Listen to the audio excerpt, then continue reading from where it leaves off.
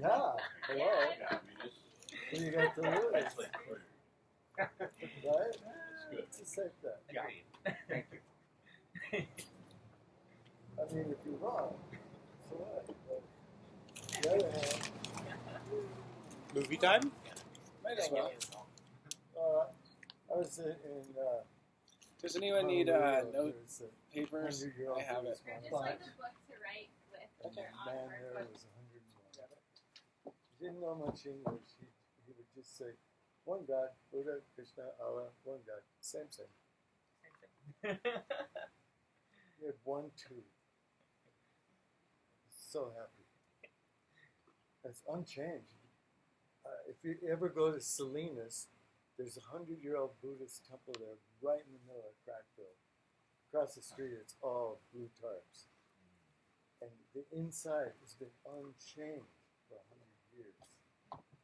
The same altar, the same pews, the same drawing. Here's one for you. It's just beautiful. In the middle of just... Anybody needs scrap paper? There's a Chinese There's a scrap closed paper. down restaurant with a neon sign. There's a word. It's got a Chinese guy with buck teeth and it says top secret in it. It's that old. But it's all tenants. Blue tarps. And it's the uniform. Homeless problem. Okay, are you all ready? I know. Should we get started? All right, thank you. So welcome to Human Design Catalyst number 14. New faces today. I love it. I love having this every week. So today the theme is partnership analysis in particular. And I'm hoping to teach you all how to perform your own partnership analysis. Now I understand if you're new to human design, it might be a little overwhelming, some of the terminology used and so on.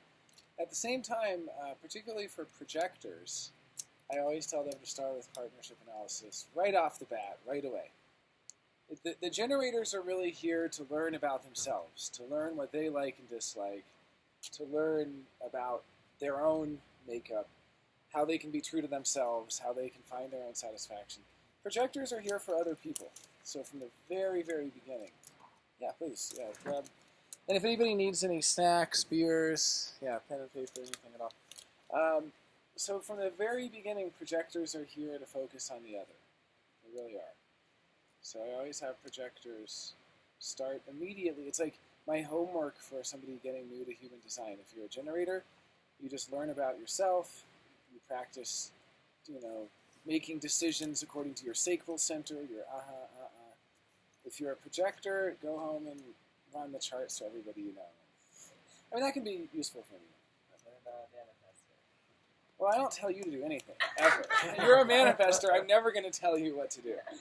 Manifestors are a very rare type. They used to be at the top of the hierarchy in the sense that at the time of ancient Egypt, the manifestors were like the pharaohs. Now, the projectors have replaced them as the guides and the coordinators of humanity. And so the manifestors, you kind of got a free pass. I mean, there's not really much for you to do anymore. I mean, you're kind of put out to pasture, so just enjoy the pasture. Am I a manifestor? No. Were there more manifestors in the time of I don't think so. I think if anything, there were, well, I guess maybe marginally more because you can, some kind souls online have done the research from the 1600s to the present of just by purely crunching the math, what percentages, because these change over time due to major planet, outer planet, transits, and so on. And actually, manifestors are on the decrease, so I guess the technical answer is yes, but I don't think it was by a lot. Maybe 1%. So, okay, so we're talking about partnership. So, in a way, it's funny to talk about partnership in the context of human design because, you can say anything you want. No, I'm a very open. Yeah. What is the 4 symbols? What is the area that it's called? The area of the Are you- symbols. You said this is called the Human design system. Yes. Yes. yes Yeah. Oh, and then there's the types within it. We have manifestors. human design system Yes. and manifestor Generators, generators. projectors, Projectors. and then also Okay. reflector, which is Okay. a very rare type, 1% or less is a Yes. reflector. Yeah. Okay. People Oh, okay. debate whether the manifesting generator is a subtype of generator. I kind of include them within it, but they have elements of the manifestor, but ultimately they still have the generator aura and the generator rules. The manifesting generator does have what a manifestor has, which is the connection of a motor directly to the throat, which allows them to radically change the course of a sequence of events. Basically, as generators, we can't really do much to radically change the course of a sequence of events. We respond, we can dance with the events, we can immerse ourselves into them, we can enter into that flow, but we're inherently yin. The manifestor can show up, I mean, literally, C could say, hey, you know what? We're going to do something different tonight. We're all going to go inside. And every one of us would go inside. We have no choice because C would be able to direct us all. Or, you know, hey, everybody, let's do this now. And then suddenly we're all doing it. We don't really know why. And it's weird how that works. I've seen manifestors do it. Just as a slight story of how a manifestor did that, I had a whole thing prepared. It was a scavenger hunt, and right before we started, this was at a party, the manifestor said, actually, we're all going to go do fire dancing outside. And everybody forgot about the scavenger hunt and went outside and did fire dancing. But if it was the other way around, and the manifestor was doing the scavenger hunt, and I was like, hey, everybody, fire dancing outside, fire dancing, we're doing fire, you know, it doesn't work. It doesn't work. I'm just like an echo just fading into nothingness. Because I'm a generator, I can't get people's attention. I can't walk up and be like, hey, everybody, pay attention. I'm really glad you're all paying attention now. I mean, it's wonderful. It's great. It's the only time of the week I get paid attention to. Welcome. How's it going? We're just starting, so perfect timing. Help yourself to anything. We have a little mezcal. Oh, I took a picture of you guys and sent it to my well, I would love some wine in a moment. human You want me to put it in the fridge and you can... Yeah, we'll do an intermission. Okay. All right, so I didn't think that's pretty. Yeah, so as a generator, I just wait because I can't interrupt people. It doesn't work. But anyway, I want to focus on partnership. It's just a funny thing because all of human design is about being yourself, what it really is to be yourself. So it's a deeply individual system. It's a system that's all about fulfilling your potential to live your life as who you really are. So partnership is such an afterthought to that. It's so funny. People come to me and they say, well, what are the best matches in human design? Or how do I make it work in this relationship? Or this or this or this. It's really not about that. Human design is about being yourself. But it does have a few things to say about partnership. So the first thing is that all partnership is a limitation. And people don't really want to hear this because there's this fantasy that you get to just be all of yourself in a relationship. It's not true. In any relationship between two people, only a part of you is going to be activated with that person. And there's going to be all this dormant stuff that you will never get to share with them. You'll never get to activate that. You'll never get to have that with them. And then somebody else, you have a totally different set of things. And that's the first thing to realize is that it's really, in any partnership, you're in this limitation. And a huge part of the human design philosophy about relationships is that you surrender to that limitation. The absolute worst thing anyone can do is to try to change the other person and reject what they are. Oh, I wish my partner was different. I wish I could do this with them. I wish every time I did that, my partner didn't go over there. God, I wish I could have this kind of conversation with them. I wish I could do that kind of activity with them. I wish they would be like this. That is hell. That is hell. That is the worst thing. You know, your dynamic with another person is your dynamic with them. It's a limitation. It's a small subset of who you are. You're always going to be the bigger circle. You know, that's the thing to realize is that it actually takes the pressure off. You're no longer trying to fix the relationship or make it better or change it or improve it. You just accept it. This is what it is. It's always going to be just this thing, and that's okay. And a big part of that is that allows you to give respect, to show respect. And so that's the same thing. People say, well, what does human design have to say about relationships?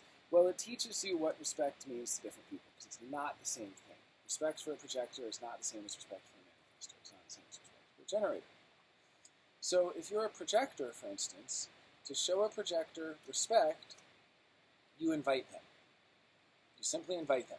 You say, wow, I'm kind of worried about this, and I'm really curious what you have to say about it.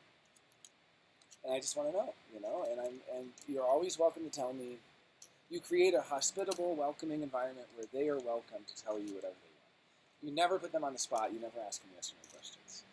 I know a generator who is in a long-term relationship with a projector, and he would complain and say, I just ask her, I say, do you want to do it or not?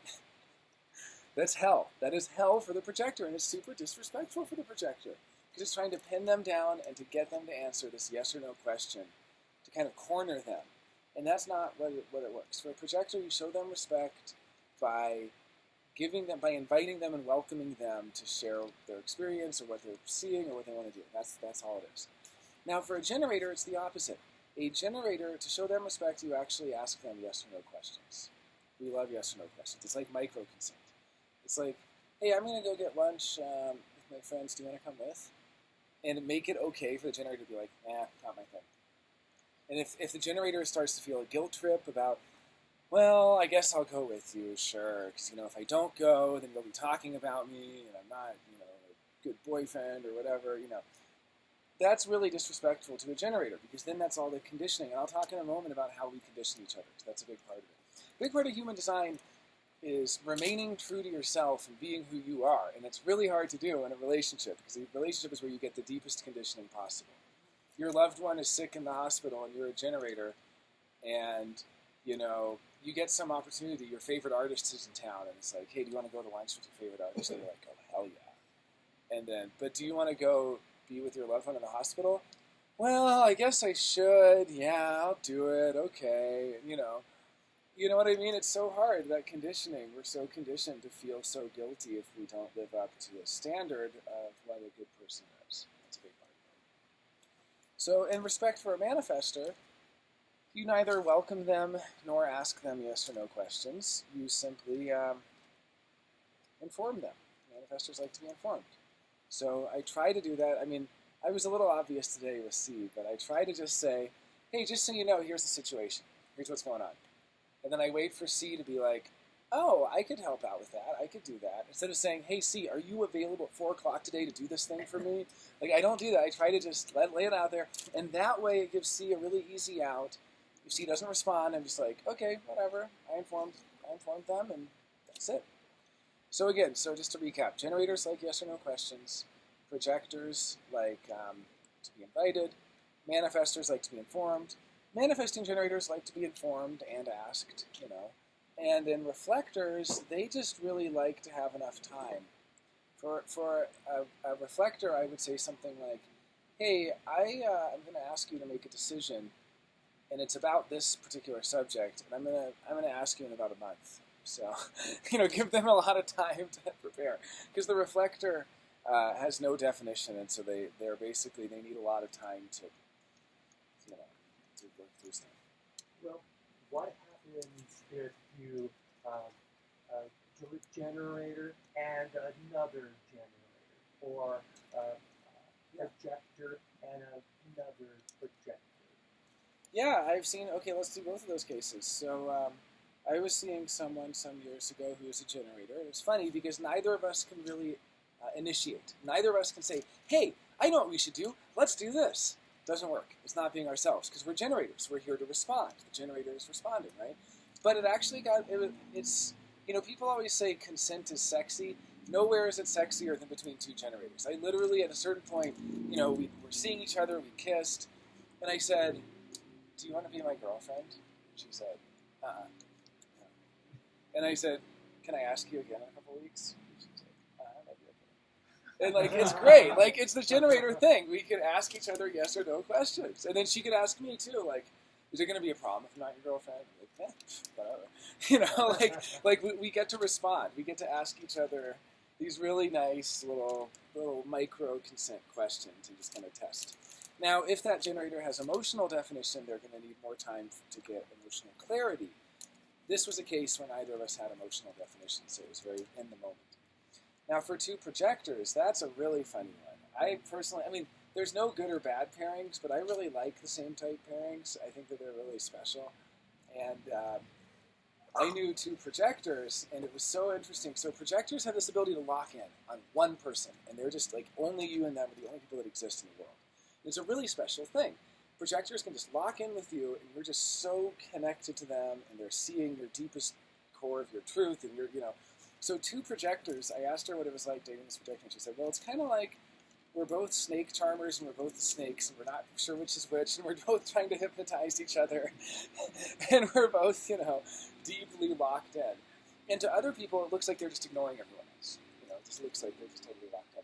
But really about projectors, the right thing for a projector is to invite each other. Just say, well, you're welcome to tell me anything. You're welcome to, and, there's some coordinates within that, but essentially the projector, it's just never, I think people get really impatient, and they want the projector to tell them yes or no, or they want the generator to go along with it, and they're tired of this, or they want the emotional person to get clarity already. I can't stand this uncertainty. Human design teaches you to just be patient and just allow things to evolve on their own. So we've gone over that all relationships are a limitation, that you have to surrender to that limitation. The next part of it then is that allows you to show respect. It's really hard to respect somebody if you're trying to force them to be something else.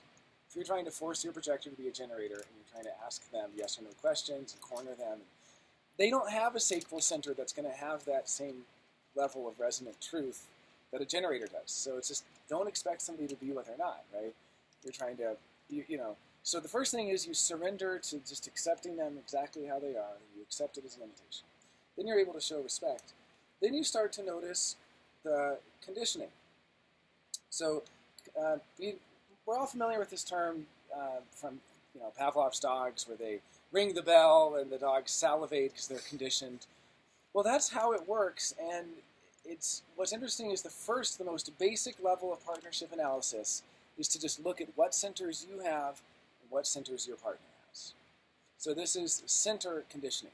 So you got to see the charts earlier, how there's these different centers. Well, each center it's kind of like a chakra center. It's a certain energy that you can learn to recognize and feel in yourself. Now, I have undefined solar plexus. The solar plexus is the emotional center. If I'm with somebody who has a defined solar plexus, I'm going to immediately feel their emotional wave, where they are in their emotional wave. And that can actually condition me in a way. It can condition me to, when they're really excited, to become more impulsive, where I not normally be that impulsive. And if they're really low on the wave, I might become more pessimistic about things. And I don't mean to make this abstract. I can literally feel it. My dad has an emotional definition, and he's an artist. And I remember I saw him one day, just some months ago, and he had lost his art studio. And he was so sad about it that he didn't say anything. Hey, how you doing, Dad? I'm fine. And it just feels like me with my undefined emotional center. I feel this choking pressure and this pit in my stomach. Y'all can't hide it. If you have emotional definition, you cannot hide the energy waves you're putting out. I'm feeling this pit in the stomach. And finally, after about an hour of just misery, he said, well, I lost my studio. I had to move out. Couldn't afford it. And finally, I'm like, oh, God, I felt great. What a relief, it's all out in the open now, and all the emotion is it's like burst the bubble. But that's the thing to realize is, if the other person has a defined center that you don't have, you're going to be feeling a certain pressure from them. It's not bad. It's something you can learn a lot about. It's really not a bad thing. There's one other example I have really quick, is the ego. So for those of you who were here for the Not Self talk 2 weeks ago, it was we were talking a lot about the ego, and how if you have an undefined ego, it basically means that you're going to have some issues around self-esteem, and it's really important in order for you to be healthy with an undefined ego not to make a lot of promises or to try to exert a lot of willpower, because that's actually going to damage your self-esteem further. If you have undefined ego, you're going around going, well, I promise myself that I'm going to do this, and I promise I'm going to exercise this much, and I promise I'm going to quit smoking and all this stuff, and then you break the promise and you feel crappy. What's wrong with me? I'm so terrible. Why did I do this? Now, I know you both have defined ego. You have undefined ego. You have defined ego. Yeah, we have a nice mix here, actually. Danny has defined ego. You don't. Wait, you have the G center to the. No, you don't have to find ego. You don't have to find ego. What's So- that mean? So if you have a defined ego, so we actually have it's only 30% of people have it. We actually have a higher than normal amount. We have Danny, Steven, Todd, Mary, and Tom all have defined ego. So what you would realize is that you basically are not as susceptible as the rest of us to. I mean, I don't want to diminish this, because I tell people who have a defined ego, hey, you have a healthy sense of self, and they say, no, I feel really insecure about things. Well, everybody feels insecure. Everybody has these issues. But the real difference is that if you have a defined ego, you really are able to know what you have the willpower for or not. You know that you have the willpower. Now, with an undefined ego, we might think we have the willpower for something because we're all boosted up because of that conditioning. We're around someone who has a defined ego. It's like filling up our camel hump. You go to a therapist who has a defined ego, and they say, you can do it. You can quit smoking, and you have it, and just do it. You have the willpower. And you're like, yeah, I have the willpower. And then you leave, and the conditioning wears off, and you're back to having your inconsistent willpower, and all of a sudden you don't have that anymore, and you go, God, what's wrong with me? Why can't I exert this willpower? Well, that's the way that conditioning works. I did a couples analysis for a couple at an astrology conference. She had defined ego. He didn't. Her biggest complaint was that he wouldn't quit smoking, and he kept promising he would. And she said, I'm ready to leave him if he doesn't quit smoking. He has promised me 4 times that he would quit, and he is a liar because he has not quit. And he just felt terrible. He felt terrible. And, he's a generator. I'm like, do you want to quit smoking? He's like, yeah, of course I do. And it's like, no, that's not a sacral response. He's not like, yeah, I want to quit. Like, he's not into it. So I guess what I'm trying to say is that, yeah, smoking might be terrible for you. It might be the worst thing in the world, but you have to really want to quit to do it. And the person with a defined ego, might condition you into feeling like you have the willpower to do it when you really don't. So, and this happens for all the centers. Someone has a defined head, the other doesn't. The person with a defined head is going to be dictating what the other thinks about. It's as simple as that. I hang out with my good friend Daniel. He has a defined ajna with every gate activated. Whenever I hang out with him, I think about the stuff that he's thinking about because I have an open ajna, so I have no say in it. It's kind of like, it's like a game of Go Fish, and like the person who has it kind of sets the stage, if you will. Okay, but I want to move on. And we'll have a break, by the way, in between this. And if anyone has questions, please jump in.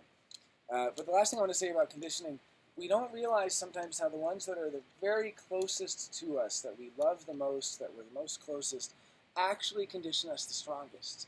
And it's kind of amazing. So I was going to tell just a short story, and then we can do a little break. I think you guys do a break after this.